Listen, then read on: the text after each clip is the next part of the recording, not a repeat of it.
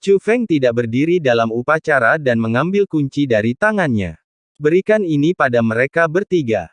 Saat si Kong Changsheng berbicara, dia mengeluarkan 3 pil lagi dan menyerahkannya kepada Chu Feng. Itu adalah ramuan untuk memperpanjang hidup. Inilah pula yang paling kurang dimiliki Jie Sanxian dan Zai Xing Dao Zhang saat ini. Senior, Anda sungguh orang yang baik. Chu Feng menerima pil itu dengan ekspresi bersyukur. Jangan berikan itu padaku. Si Kong Changsheng memutar matanya. Chu Feng dengan cepat memberikan ketiga pil tersebut masing-masing kepada Jie Sanxian, Zai Xing Daois, dan Jie Tianian. Pil ini bahkan lebih kuat dari yang diperkirakan Chu Feng. Tak hanya memberikan efek memperpanjang umur, setelah mengonsumsinya, warna kulit ketiga orang tersebut membaik secara signifikan. Terima kasih, senior. Terima kasih, senior. Hua merasa bersyukur dan bersujud berulang kali kepada si Kong Changsheng, sambil menimbulkan suara dentuman keras. Namun, menghadapi perilaku Hua, si Kong Changsheng tidak membantunya berdiri, tetapi malah berkata dengan tenang. Jika kau harus berterima kasih kepada seseorang, maka berterima kasihlah pada Chu Feng. Jika bukan karena hubunganmu dengan Chu Feng, aku tidak akan repot-repot dengan hal sepele seperti itu. Ngomong-ngomong, kamu sebaiknya tidak meninggalkan alun-alun ini. Menerimamu bukan berarti kau bisa melakukan apapun yang kau mau. Setelah mengatakan ini, si Kong Changsheng berjalan keluar dari alun-alun. Hua lalu menatap Chu Feng. Chu Feng segera melambaikan tangannya, jangan berterima kasih padaku, itu terlalu formal untuk hubungan kita. Mendengar hal ini, senyum muncul di wajah Hua yang dipenuhi air mata. Baiklah, kalau begitu kamu tidak perlu berterima kasih padaku. Aku akan berterima kasih setelah kau membantu tuanku menghilangkan kutukan pelacakan lokasi. Jalan bunga. Oke. Chu Feng mengangguk. Dia kemudian mengalihkan pandangannya ke kepala klan naga totem dan yang lainnya. Senior, di mana Bai Yunxing dan klan ikan laut abadi? Meski tak seorang pun mengemukakan ketidakhadiran orang-orang ini, Chu Feng merasa bahwa mereka pasti telah pergi karena suatu alasan. Jika sesuatu benar-benar terjadi, Long Chengyu dan yang lainnya pasti akan segera memberitahuku. Namun, tidak ada salahnya bertanya-tanya terlebih dahulu, untuk mendapatkan gambaran yang jelas. Ya ampun, aku hampir lupa memberitahumu jika kamu tidak bertanya. Bai Yunxing, Nona Yuer, dan ketua klan Laut Abadi memang kembali setelah makam kuno ditutup. Namun kemudian, Nona Fish dan kepala suku Xianhai mengatakan bahwa telah terjadi beberapa perubahan dalam klan dan mereka harus pergi untuk sementara waktu. Jadi dia membawa semua anggota klan ikan laut abadi pergi. Tapi aku meninggalkanmu surat sebelum aku pergi. Saat pemimpin klan naga totem berbicara, dia menyerahkan sepucuk surat kepada Chu Feng. Ini adalah surat khusus. Hanya aura Chu Feng yang dapat mengaktifkan ini. Chu Feng membuka surat itu, dan informasi segera mengalir ke pikirannya melalui telapak tangannya. Pada saat ini, gambaran Xiao Yuer, Xianhai Xiaoyu, dan orang tua serta kakek mereka segera muncul di benak Chu Feng. Teman muda Chu Feng, bolehkah aku bertanya apa alasannya? Sekarang semua anggota klan ikan laut abadiku merasakan panggilan dan diharuskan untuk kembali ke tanah leluhur kami. Kata ayah ikan kecil. Chu Feng, kamu tidak perlu khawatir. Pemanggilan seperti ini kemungkinan besar adalah hal yang baik, kata ibu ikan kecil. Kemungkinan besar apa? Pasti itu hal yang baik, menantu, kamu tidak perlu khawatir. Kata kakek ikan kecil sambil tersenyum. Kakek benar. Kakek tidak perlu khawatir tentang kami. Kami akan datang mencari kakek setelah kami selesai mengurus ini. Little Fish memiliki senyum yang cerah dan nada bicara yang bersemangat. Iya, kakek dan kakak perempuan saya keduanya benar. Xianhai Xiaoyu menyeringai, memperlihatkan gigi-giginya yang besar. Jelas seluruh keluarga sedang dalam suasana hati yang baik, mereka pasti telah menerima kabar baik. Chu Feng, apa yang terjadi?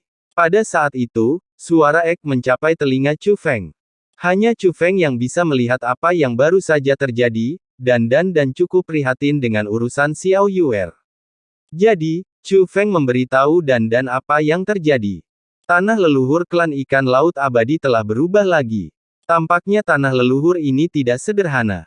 Kata telur. Dan bagaimana dengan Bai Yunxing? Chu Feng bertanya lagi. Teman mudaku Bai Yunxing juga bilang kalau dia harus pergi sebentar, dan dia juga menitipkan surat untukmu. Kepala suku naga totem menyerahkan surat lain kepada Chu Feng. Surat ini adalah surat yang sangat biasa, begitu dibuka, Anda dapat melihat baris teks sederhana. Saudara Chu Feng, saya ingin menemui Nona Liu. Jangan khawatir, saya akan segera kembali. Adikmu yang paling mencintaimu, Bai Yunxing. Bagaimana Bai Yunxing bisa berhubungan dengan hantu berambut hitam itu? Saat melihat surat itu, Ek menjadi orang pertama yang berbicara. Gadis bernama Ryu ini adalah objek kasih sayang Bai Yunxing.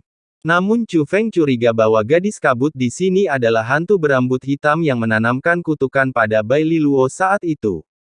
Tidak peduli bagaimana kita berhubungan, itu adalah hal yang baik. Chu Feng tersenyum. Bai Yunxing adalah seorang yang romantis, dan kemudian, ketika Chu Feng mengenal Liu, dia juga merasa bahwa meskipun Liu misterius, dia bukanlah orang jahat. Jika tidak, dia tidak akan memberi Chu Feng kekuatan untuk menghilangkan kutukan dari Bai Liluo. Jika keduanya dapat mencapai suatu kesimpulan, itu akan bagus. Chu Feng. Saat itu, si Kong Changsheng yang telah pergi kembali ke alun-alun. Senior, ada apa? Chu Feng cepat-cepat berjalan mendekat. Pemimpin klan naga totem dan yang lainnya juga menjadi tegang. Mereka dapat mengetahui dari ekspresi serius si Kong Changsheng bahwa sesuatu telah terjadi. Dalam situasi saat ini, yang mereka semua pikirkan adalah Jie Tianran. Ikutlah denganku sebentar. Si Kong Changsheng berjalan keluar alun-alun sambil berbicara. Meskipun alun-alun itu dilindungi oleh penghalang, penghalang itu menjebak Long Chengyu dan yang lainnya, sehingga mereka tidak dapat meninggalkan area itu. Akan tetapi, penghalang itu tidak mengikat Chu Feng, jadi Chu Feng mengikutinya dari dekat.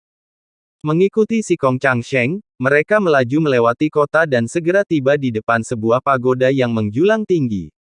Begitu memasuki menara, Anda langsung dibawa ke puncak. Pada saat ini, rasanya seolah-olah kami telah meninggalkan kota utama Sekte Alam Bela Diri Leluhur dan tiba di langit berbintang.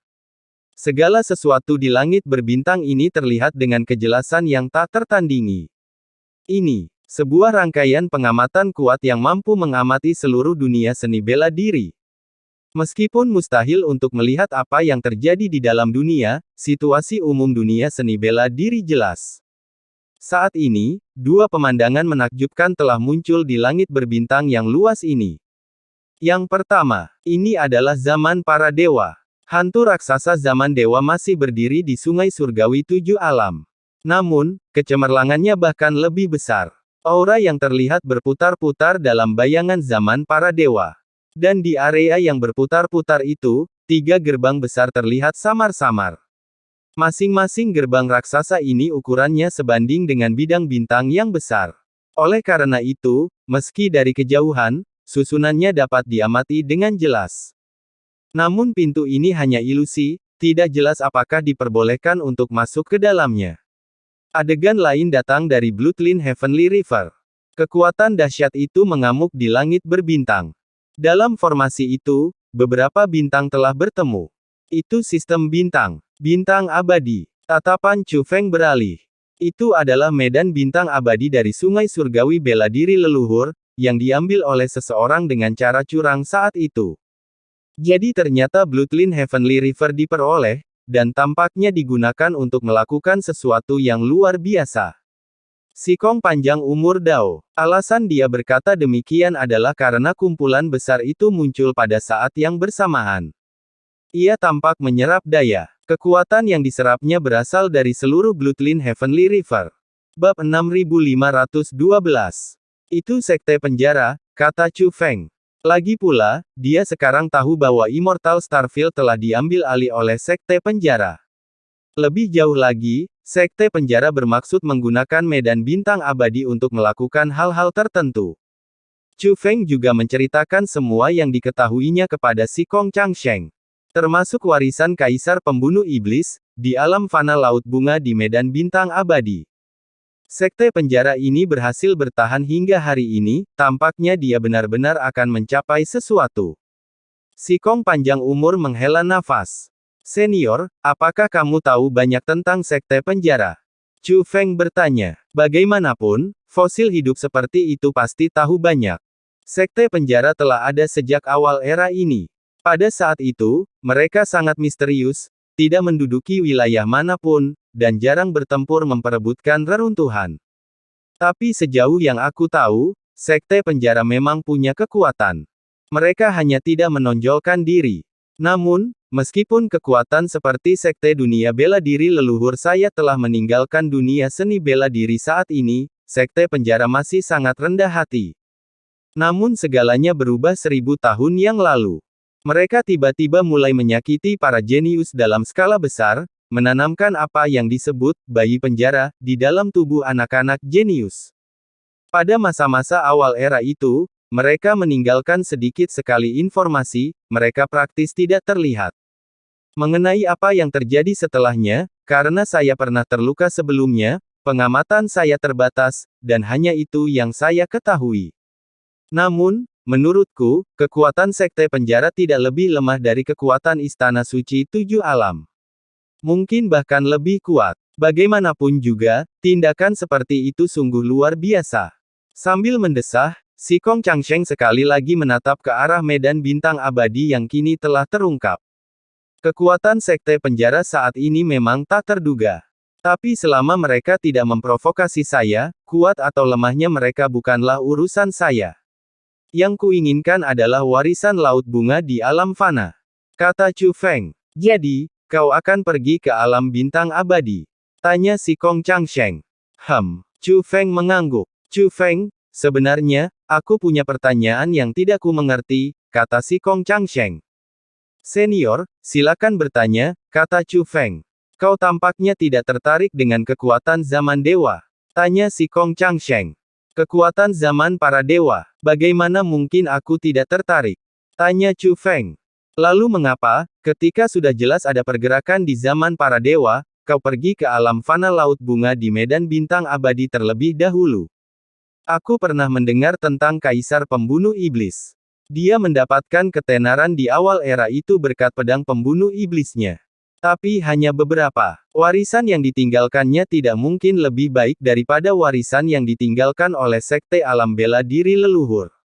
Tapi jelas bahwa warisan sekte alam bela diri leluhur tidak ada bandingannya dengan warisan era dewa. Sekarang, Kaisar Pembasmi Iblis dan zaman para dewa menghadirkan dua kesempatan. Dari sudut pandang manapun, kita harus memilih zaman para dewa, kata si Kong Changsheng. Pedang pembunuh iblis yang kuterima adalah kunci untuk membuka makam Kaisar Pembunuh Iblis. Warisan Kaisar Pembunuh Iblis hanya dapat dibuka oleh generasi muda. Karena Kaisar Pembunuh Iblis telah memilihku, meskipun warisan itu tidak berguna bagiku, aku tetap harus mendapatkannya. Kita tidak bisa membiarkan warisan yang ditinggalkannya terkubur seperti ini. Kata Chu Feng, kau benar-benar pria terhormat. Mendengar Chu Feng berkata demikian, si Kong Changsheng tidak berkata apa-apa lagi. Namun dia masih bertanya, mengapa kau menyerah di tengah jalan saat memasuki zaman dewa terakhir kali? Sebelumnya, zaman dewa telah dimulai. Chu Feng tidak hanya memasukinya, tetapi juga mengaktifkan tangga surgawi, menyebabkan fenomena yang menakjubkan. Semua orang bisa melihat bahwa Chu Feng akan mendapatkan sesuatu jika dia melakukannya, tetapi dia menyerah. Senior, bisakah kau lihat bahwa aku menyerah secara sukarela? Tanya Chu Feng. Situasinya terlihat oleh semua orang di luar. Namun, banyak orang tidak dapat melihat tipuannya dan mengira bahwa Chu Feng telah gagal dan tersingkir. Apa aku sebodoh itu? Apa aku tidak bisa melihat bahwa kamu sudah menyerah begitu saja? Si Kong panjang umur menatap Chu Feng. Chu Feng tersenyum dan berkata, jalan yang telah kutempuh mungkin menyimpan kekuatan sejati dari zaman para dewa. Lalu mengapa kamu menyerah? Si Kong Changsheng sangat terkejut, bahkan menunjukkan sedikit amarah. Tapi aku punya peluang kurang dari 10% untuk mendapatkan kekuatan itu. Melangkah ke dalamnya hanya akan menyebabkan penderitaan, jadi aku menyerah, kata Chu Feng. Chu Feng tidak mengungkapkan semua yang diketahuinya. Faktanya, ketika Chu Feng memasuki zaman para dewa, dia menemukan bahwa untuk memperoleh kekuatan tertinggi zaman para dewa, dia perlu memperoleh satu hal. Sesuatu yang terbuka. Hanya dengan membuka benda ini seseorang dapat memperoleh kesempatan memperoleh kekuatan tertinggi. Jika tidak, semua usaha akan sia-sia. Namun, Chu Feng tidak dapat menemukan barang ini. Mengetahui itu semua sia-sia, saya menyerah saja. Tentu saja, dia tidak khawatir Jie Tianran akan memperoleh kekuatan sejati era dewa. Chu Feng yakin bahwa jika dia sendiri tidak dapat menemukan kunci untuk membuka rahasia tersebut, maka Jie Tianran juga tidak akan mempunyai kesempatan untuk menemukannya. Chu Feng yakin akan hal ini. Jadi begitulah adanya. Si Kong Changsheng akhirnya menghela napas lega. Dia sebelumnya mengira Chu Feng gila karena tidak mengambil manfaatnya. Jika benar-benar dibuka kembali kali ini, saya akan masuk lagi. Saya juga merindukan kekuatan di dalam, kata Chu Feng. Kekuatan zaman para dewa adalah sesuatu yang bahkan tokoh-tokoh besar zaman kuno pun tidak dapat peroleh. Sekarang tampaknya memang sangat sulit. Tetapi jika kita dapat memperoleh kekuatan ini, masa depan akan benar-benar menjanjikan. Karena Anda memiliki kesempatan, jangan lewatkan, kata si Kong Changsheng. Saya mengerti, Chu Feng mengangguk sambil tersenyum. Tiba-tiba, ekspresi Chu Feng berubah. Istana penciptaan di dalam tubuh Chu Feng telah mengalami perubahan. Istana penciptaan diperoleh Chu Feng di tanah penciptaan primordial. Wang Qiang, Xiao Yuer, dan Xian Hai Shaoyu juga mendapat manfaat. Namun, apa yang sebenarnya mereka dapatkan adalah paviliun penciptaan. Hanya Chu Feng yang memiliki istana penciptaan. Konon pada zaman dahulu, tidak lebih dari 10 orang yang mampu memperoleh paviliun penciptaan. Tak satu pun dari mereka memperoleh istana penciptaan. Jelaslah seperti apa sebenarnya keberadaan istana penciptaan yang diperoleh Chu Feng. Namun, paviliun pendiri mereka telah menunjukkan jalannya. Singkatnya, mereka telah menerima bantuan dalam budidayanya.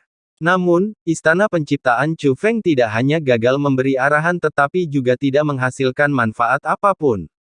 Tampaknya kita memiliki barang terbaik, tetapi kita tidak menggunakannya. Namun, istana penciptaan sebelumnya telah memberi Chu Feng beberapa petunjuk. Arah yang ditunjuknya adalah Sungai Surgawi Bela Diri Leluhur.